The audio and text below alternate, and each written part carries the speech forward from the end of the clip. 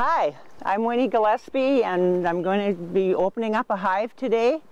What we've been talking about now you'll be able to see for real with live bees. So I take the outer cover off. Now I use my hive tool. Has a hook on the end.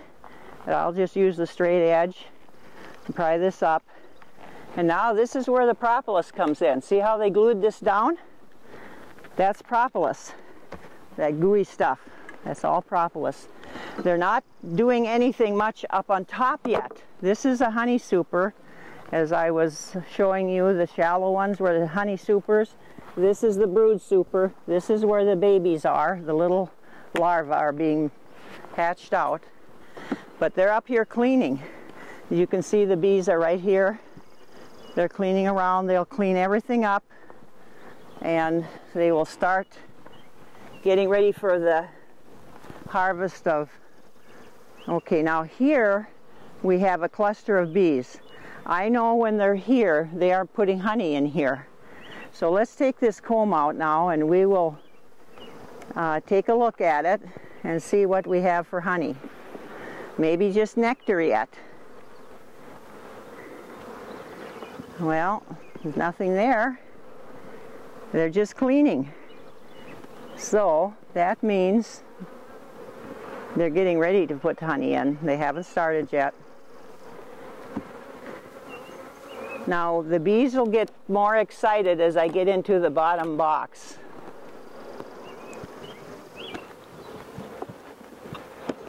Because this is the brood chamber, remember? Okay, so now I'm going to take out a comb.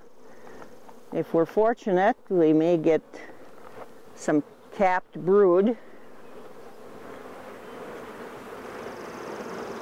Yes, we are.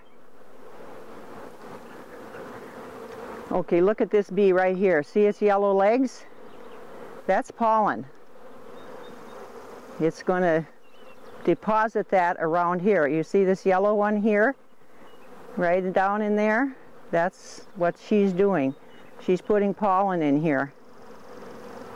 So this is the brood, and there'll be bees. Okay, right down here. Here's some brood that hasn't been capped. They're still feeding that. See that shiny stuff in there? That white stuff, that's brood. That's the larva that will hatch into a bee. It doesn't take many days, and the bee will start chewing its way out of there, and the young bees, the newly hatched bees, will come and help it get out. They help each other get out. That's their first duties besides cleaning. So they have nurse bees, that's what that is, the feeders, and the ones who take the caps off or help the larva out. There's another one. So the queen is busy, but I don't see her anywhere. That's a drone.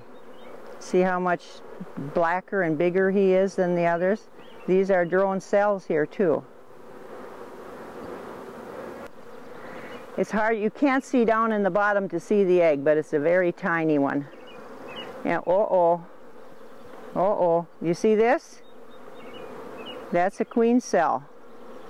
That's the beginning of a queen cell. They've also got some drones here. I'll have to come back and check this later. This was a good find. You see this little opening here?